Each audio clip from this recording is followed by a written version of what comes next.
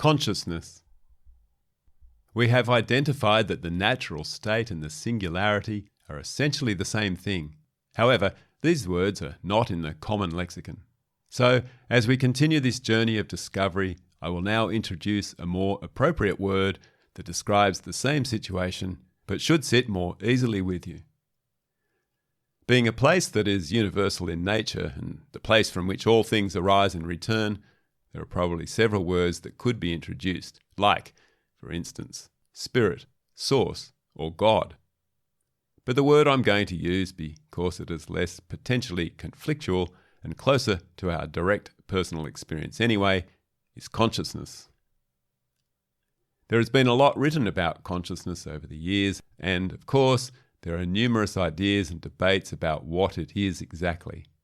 Opinion is generally divided between those who support the idea that consciousness is something generated by the brain, the major implication being that at death of the physical body, consciousness, a person's life, ceases, and those who see that it is something outside or independent of the brain, implying that consciousness is something that survives death.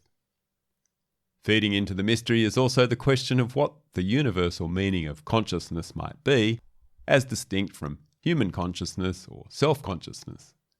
And then there is a state of unconsciousness also, and therefore the very use of this word creates questions and confusion, fueling the ongoing debate about the subject.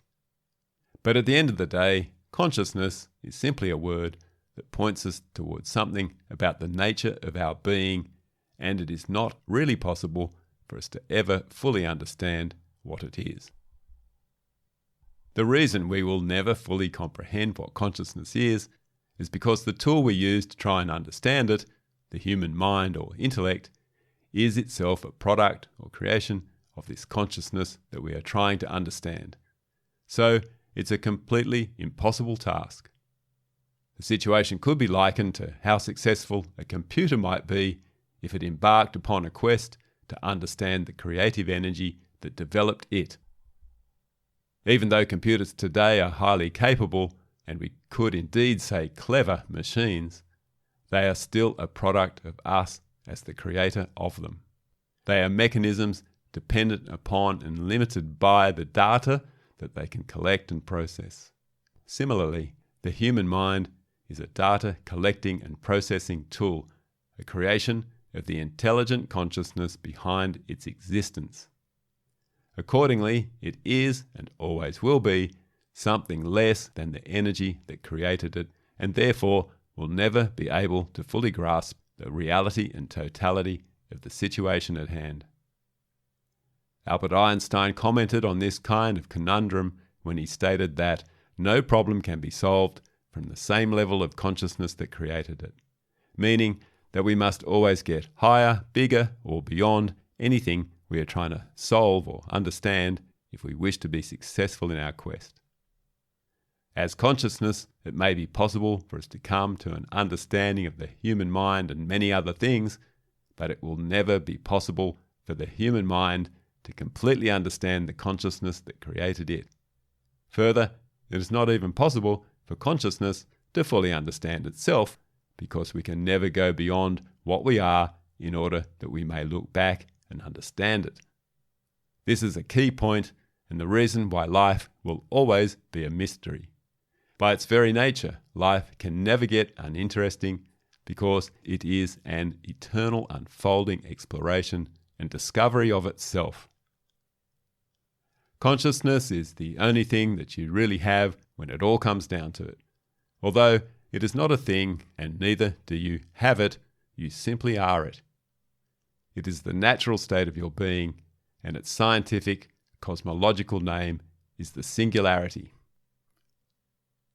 It is an extremely challenging task, however, to either prove or disprove this inconceivable but obvious reality of consciousness, and it is one of the most difficult concepts for human beings to grasp. We are so involved in and attached to the physical world that occurs in time and space that the idea of us being something out of, behind, or indeed within it as a dimensionless, timeless reality is incomprehensible and perhaps also somewhat meaningless. There is, however, sufficient evidence to support the fact that this is the case if it is viewed in the right way. To demonstrate, when you stop and do the meditation exercise we discussed earlier, of going in to get a sense of the reality inside you, is it possible for you to measure or estimate how big or small your being is? Are you 5 meters in diameter, a millimeter long, or several gigaliters in volume? These are unusual questions, of course, but they demonstrate the point clearly. What you are inside has no dimension. Similarly, when have you been, or when will you be? More unusual questions, but again they demonstrate the point clearly. It is self-evident that your being is always here now. There is no time about it. And so here is a clear indication that what you are as the life within is a dimensionless and timeless state, which is to say, it is an immeasurable, eternal reality out of, behind, or within existence itself, which is something measurable and occurs in space and time. The notion of consciousness is steeped in mystery and debate, and although it is still generally considered to be human only, there are now schools of thought emerging that believe some animals have consciousness as well. The idea that it is an attribute unique to us as human beings arises from the fact that we have an awareness of ourselves and the world we live in, unlike most or any of the other creatures. This awareness we have forms the basis of the self. The reason for our becoming self-conscious or self-aware creatures will become apparent later on when we begin exploring the nature of being human in greater detail. But this human self-consciousness is something quite different in nature to the reality of the consciousness that lies behind and within everything to appear as the myriad forms in existence. Consciousness inhabits and animates creation and its creatures, not unlike the power that flows through a computer to make it work in accordance with the hardware and software of the device. By this analogy, the specific physical characteristics of a creature's body constitute the hardware and the programming of its mind, the software. These things are important to understand because if this conceptual ground is not firm, the model we build from here will not endure and its potential value will be lost. What all this is pointing to is that what you really are, what we all are, is an eternal, unlimited energy source capable of creating and experiencing events. What you are is this creative source, this consciousness. Who you are is how this consciousness works through you to express as something unique in the world. Powerful creative consciousness is your true and essential nature, but of course you experience your life through the limitations of a human body, so it may not seem that you are an all-powerful being at times, or indeed ever. By its very nature, the body exists as something and is therefore a limitation or restriction of everything else possible to become something specific and useful, a human being. And then it must be remembered that these bodies we inhabit are a product of Mother Earth and have developed for good reasons. Although today there are many philosophies, theories and just sheer guesses put forward to explain the purpose of our existence, none of them fully describe or satisfactorily explain the original intention for our emergence.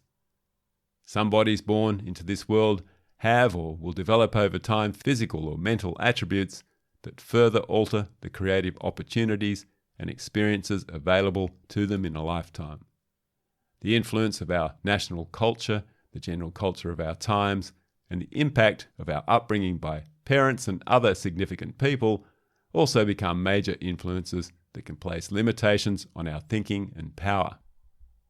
Other restrictions occur as a result of the pains we might experience in life, the emotions that often get buried in the body as a result, and the accumulating limited beliefs they then give rise to. There is also the concept of karmic debt that will limit opportunities, and this too will be discussed later in the work. The state of your own evolved consciousness is another factor affecting personal power. All these things limit the opportunities you have in life, and so it can be seen that although your true nature is something quite grand, you find yourself in very limiting circumstances. But it is important to keep perspective. Your essential nature is a free and unlimited consciousness, a potential capable of eternal creation and experience. And this consciousness was the reality before the universe that we know emerged. Next up, we tackle one of the biggest mysteries of all time.